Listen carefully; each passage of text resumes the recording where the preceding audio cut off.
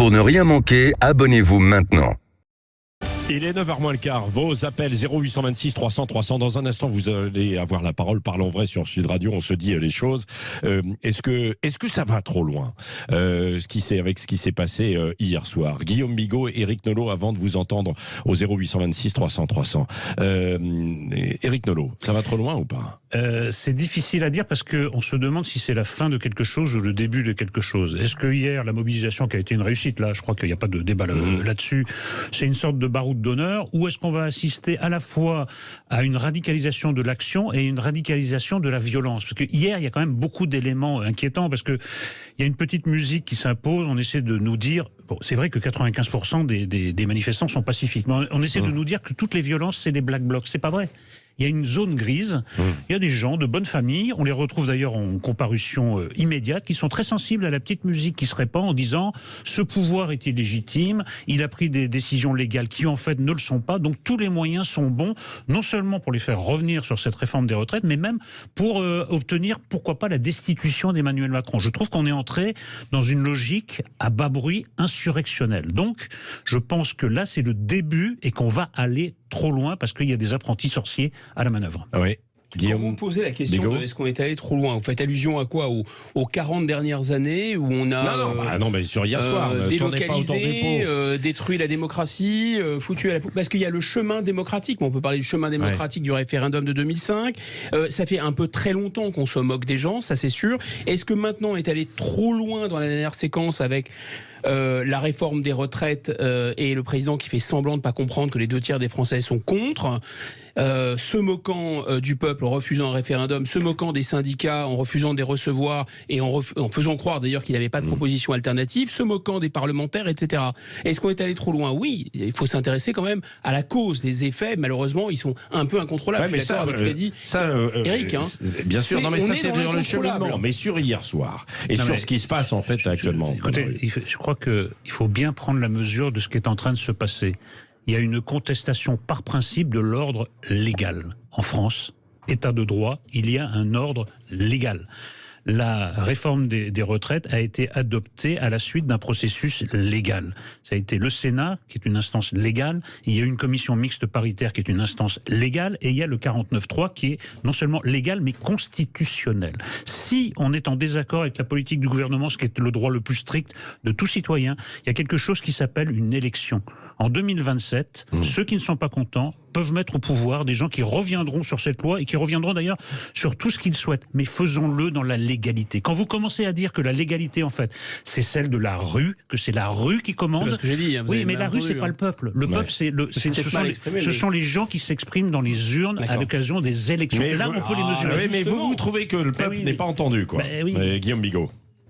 C'est pas le peuple dans la rue. Moi, il me semble, mais je peut-être peux tromper, qu'à partir du moment où le peuple français s'était prononcé contre, par exemple, la construction européenne avec le référendum de 2005. Ne ramenez pas toujours à ça, mais même si évidemment, bien sûr. Parce que tout ce qu'on voit là, y compris la réforme des retraites, c'est aussi une sorte de forme de mise sous tutelle et de mise sous curatelle du peuple français qui est théoriquement souverain. Article 3 de la Constitution, article 2 de la Constitution, le gouvernement du peuple, par le peuple et pour le peuple, c'est ça l'esprit, la lettre et l'esprit. Vous opposez la lettre des institutions et je vous renvoie à l'esprit des institutions. Mais je boucle par la lettre parce que en mettant à la poubelle le résultat d'un référendum, il ne vous aura pas échappé que depuis 2005, il n'y a plus jamais de référendum. Il n'y en aura pas sur cette question non plus, parce qu'ils sont sûrs de le perdre. Donc ils savent parfaitement qu'ils gouvernent contre la majorité. Mais, je termine, je suis d'accord avec Éric Nolot, ils ont absolument la légalité et même la légitimité républicaine. C'est pour ça qu'on est dans un problème assez insoluble, parce qu'on n'est pas dans une crise de régime, les Français ne veulent pas renverser la République ou la démocratie,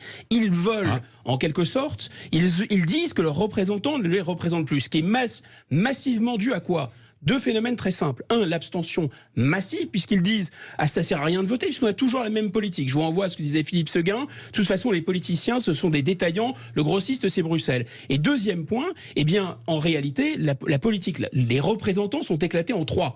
un bloc élitaire avec autour du président de la République et de LR, un bloc Rassemblement National et un bloc LFI. Et aucun de ces blocs n'est en mesure finalement de peser et de représenter le peuple. Votre analyse retarde. Ce qui est en train de se passer, c'est que sont à la manœuvre, en effet, les factions et les factieux. L'extrême gauche s'en fout de vos raisonnements, s'en fout de 2005. Donc vous rejoignez là, Emmanuel Macron dans ses propos. Oui, bah oui. Non, mais simplement, j'observe qu'ils veulent abattre la personnalité, la personne du président de la République et nos institutions. Donc effectivement, on peut maquiller ça, on peut habiller ça en disant 2005 et puis Bruxelles, etc. La vieille chanson. Donc Mélenchon est derrière, le couteau entre les dents.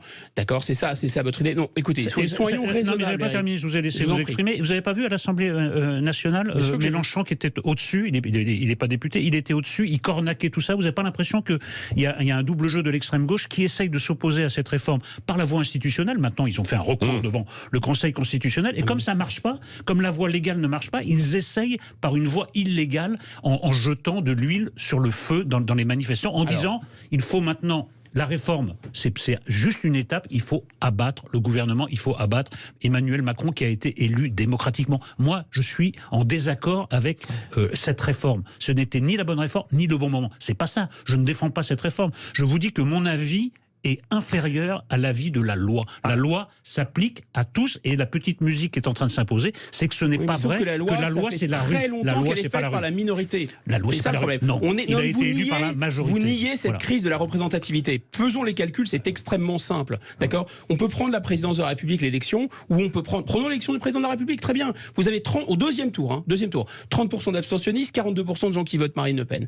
Prenons les législatives. Premier tour des législatives. D'accord ? Vous prenez tous les paquets de candidats qui sont pour cette réforme des retraites et vous prenez le paquet des candidats qui sont contre. Paquet des candidats qui sont pour, premier tour, 8 à 9 millions. Paquet des candidats qui sont contre, 14 à 15 millions. Mais il y a 23 millions de gens qui ne votent pas. Ça ne vous saute pas aux yeux que la majorité n'est pas représentée. En 74, puisqu'il aime bien l'histoire, en 74, Giscard d'Estaing est élu d'un cheveu contre François Mitterrand. Qui a dit qu'il n'était pas légitime ? Qui a dit, qui n'avait d'ailleurs pas sur la tête, qui a dit à 49-51, c'est pas vraiment légitime, il faudrait ceci, mais l'abstention n'était pas du tout la même. Allez, 0826 300. Les institutions et la légalité. Puisque, évidemment, on ne vous met pas d'accord. L'Europe, c'est l'illégalité. On a basculé dans l'illégalité. Pascal, tout d'abord, du Lot-et-Garonne, est avec nous. Bonjour, Pascal. Bonjour Patrick Roger, super vos émissions du matin que j'écoute depuis 2014. Je trouve ça génial et c'est super. Au moins on peut parler. Ouais. Voilà. Alors on va pas s'énerver. On va demander à vos deux intervenants qui sont super, Monsieur Nolot. Je suis pas trop d'accord avec lui, mais très rapide. Je vais vous expliquer rapidement pourquoi. Moi, je suis pas d'extrême gauche du tout. Je suis pas un black box. Je suis de droite, un peu plus de droite, ni même sans être pour autant Front National. Donc, bien la colère, moi je l'ai depuis un certain temps. Je pars au mois d'avril là. À la retraite, le 1er avril, parce que j'ai 62 ans et je veux pas aller au-delà. Autrement, il fallait que j'attende 2025. Et j'ai appris que j'avais travaillé à la jeunesse et sport de la mairie de Paris dans les années 82. Et pourquoi d'un seul coup j'ai eu un réveil comme ça de regarder mes carrières et je me suis aperçu qu'il me manquait mes 2 ans et demi de la mairie de Paris. Et puis j'ai contacté tous les services de la mairie de Paris en une semaine. Heureusement, je suis tombé sur une fonctionnaire qui a bien joué son jeu. On a réussi quand même à décrocher le service qui s'en occuperait parce que j'avais menacé d'aller devant le tribunal administratif avec ma protection juridique. Et ça voulait dire qu'en fait, j'avais 5 semaines, si j'avais pas fait attention, qui passait dans les oubliettes. Ça veut dire que je m'asseyais sur 5 trimestres. Vous imaginez ? Alors cet argent, pendant 38 ans, elle a fructifié dans les caisses de dépôt et de consignation. Et on est des milliers comme ça de fonctionnaires qui n'avons pas été jusqu'à 15 ans pour avoir la retraite qu'on a quitté avant. Et ceux qui les réclament pas ne toucheront pas ces trimestres. Alors, déjà, c'est un scandale. Après, on s'étonne qu'on s'énerve et qu'on se fâche parce que j'ai appris dernièrement par Pôle emploi, parce que je suis au chômage suite à un accident de voiture et donc j'avais été obligé d'arrêter en tant que chauffeur de car. C'est pour cette raison que j'ai demandé ma retraite. Et j'ai appris par Pôle emploi que j'aurais pu aller jusqu'en 2025 en remplissant un dossier qu'ils m'ont envoyé hier alors que j'ai déjà demandé ma retraite. Mais imaginez les problèmes qu'il y a actuellement. C'est scandaleux. Alors moi je dis, je ne suis pas contre la violence, je comprends ce qui se passe actuellement. Je n'ai pas défilé depuis les Gilets jaunes, j'étais Gilet jaune sur Villeneuve, je travaillais. Hier à Agen, il y avait plus de 10 000 personnes qui ont défilé. Quand la police dit 4 000, c'est du pipeau. Il y avait beaucoup de monde. Ça, c'est vrai. J'ai vu les images. Je ne sais pas si c'était 10 000, mais il y avait beaucoup de monde, hein, Pascal. Merci. On a compris. Donc, vous êtes contre cette réforme des retraites. Autre appel, hein, j'interromps parce que c'est Hugo. Il y reste encore 2 minutes. Hugo est avec nous dans le Gard. On était dans le Lot-et-Garonne. On va de l'autre côté. Bonjour, Hugo. Oui, bonjour, merci, bonjour à tous, merci de me laisser la parole. Oui. Donc moi, rapidement, concernant les retraites et la protestation aujourd'hui du peuple français, je soutiens totalement. J'estime et je considère aujourd'hui que la violence est une violence d'État.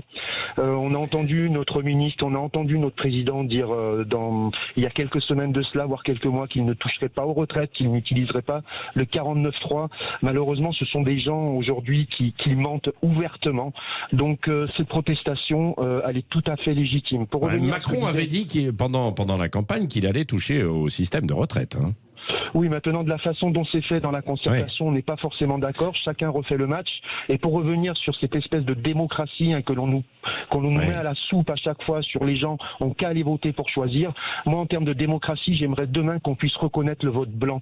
Le vote blanc dans le processus électoral, c'est un vote contestataire. Donc aujourd'hui, lorsqu'on a en termes de résultats, lorsqu'on a ces deux candidats qui finissent peut-être avec 53% contre 47%, c'est absolument faux. Il faut mettre en avant ceux qui se déplacent dans les urnes, ceux qui ne veulent pas de ces gens-là, et il faut que ces gens-là soient mis en avant. Parce que la plus belle des révolutions, si on la veut pacifique, c'est d'aller bourrer les urnes lorsque c'est le moment d'élire un président ou une personne. Ouais. Nos représentants aujourd'hui ne représentent plus le pays. Ce sont des gens qui sont à la marge, avec une minorité de personnes et qui pensent faire la pluie et le beau temps. Les prix de l'énergie, nous engager dans une guerre, la façon dont sont traités nos étudiants, lorsqu'on sait également que nos députés s'augmentent des salaires et qu'on vient constamment nous taper dessus, il y en a marre, il y en a assez. Donc oui, sortez dans la rue, messieurs, dames. Mais il faut peut-être pas casser quand même, quoi, non Alors, de là à casser, non, je suis... Non, absolument quand même, parce pas. Pas casser la sécu, parce qu'en plus, on casse des gens qui ne sont pour rien, quoi, avec les vitrines des magasins. Merci, Hugo. Un dernier mot, on va conclure avec... deux mots, là, pour prolonger. Moi, je suis tout à fait d'accord avec Hugo. Par exemple, le vote blanc, voilà une réforme qui me paraît urgente. Si on pense que le 49.3 pose un problème démocratique, sortons-le de la Constitution. Mais gardons tout ça dans un cadre légal. Une réflexion sur le 49.3, une réflexion sur le vote blanc, et on avance, on change. Mais là, la violence commence à s'imposer. La violence ne peut pas être un moyen démocratique. C'est pas possible. Merci à tous les deux et à vous au 0826 300 300. Vous pouvez continuer d'appeler parce qu'évidemment, on en parlera beaucoup chez Valérie Expert dans un instant, chez Jean-Jacques Bourdin. Évidemment aussi de 10h30 à 12h30, et puis André Berkoff et les vraies voix ce soir pour conclure, en tout cas dans les émissions de débat. Et ce week-end avec Jean-Marie Bordry. Ciao, ciao, bon vendredi.